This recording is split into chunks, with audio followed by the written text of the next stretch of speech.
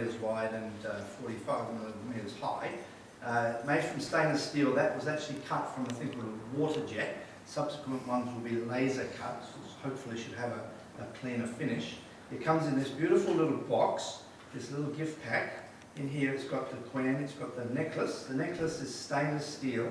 It's actually a bit like garrote wire. You wouldn't want to have a clasp that doesn't easily undo, unless you get it snagged around something. Your head would come clean off like a counsellor. Anyway, but so what we've got just to counter that is we've got this totally classy little magnetic clasp.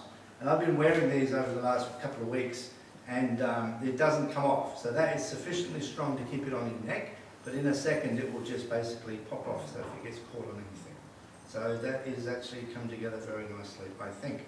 Comes in this beautiful little box, cardboard.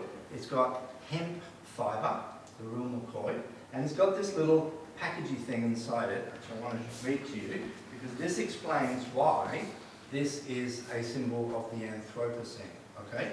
So we've heard about the Anthropocene being the modern age in which the humans are basically dominating the processes on the surface of the planet. They believe it's sort of started, there's arguments, scientific arguments about when it ought to have been, sort of when it began.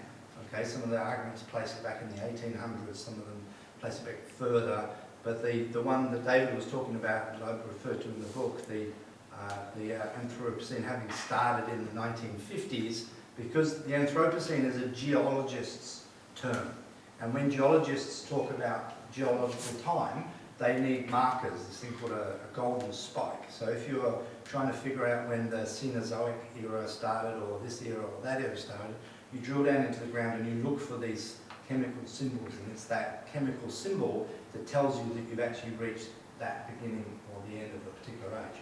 And so the thing about the Anthropocene epoch, that they're still unresolved.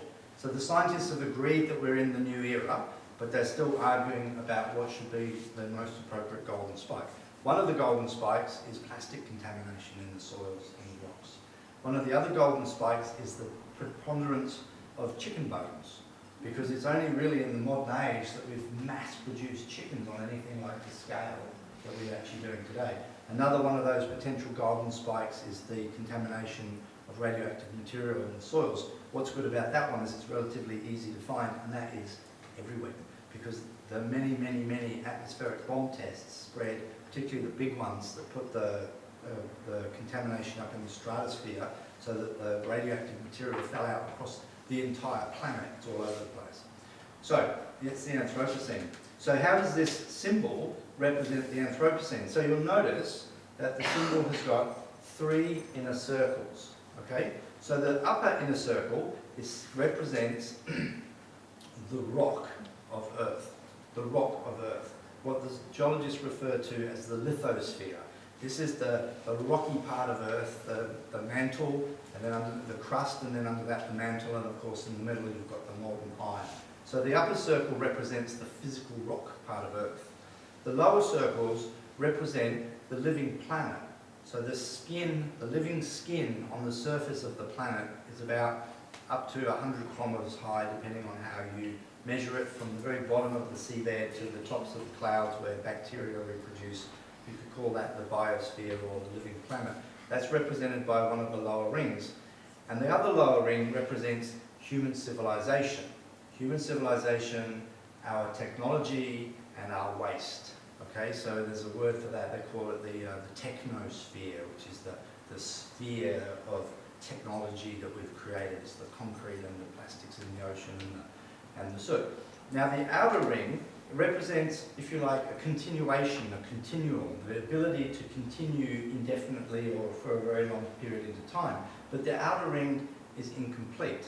And the reason that the outer ring is incomplete is because the relationship between humans and the living planet is incomplete. Okay? And so that's the bit that's missing, which tells us that we are in the part of the Earth's history where we are driving the processes on the planet, and we're not driving it very well. We're driving it like a crazy person.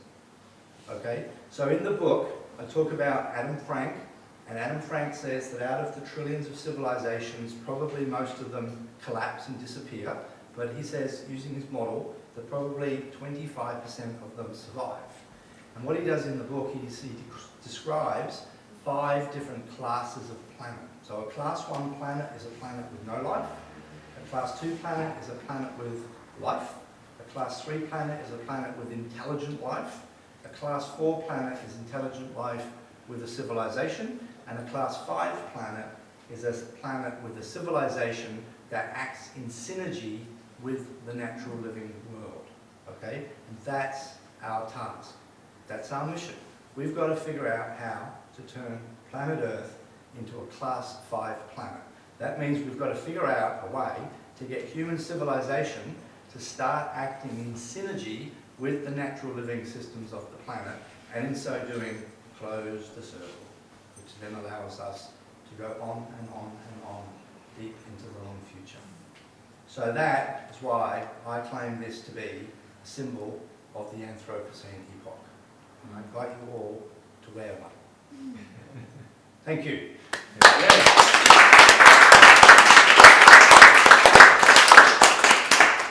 Okay, music, wine. We're here for another 15 minutes or so, so there's wine.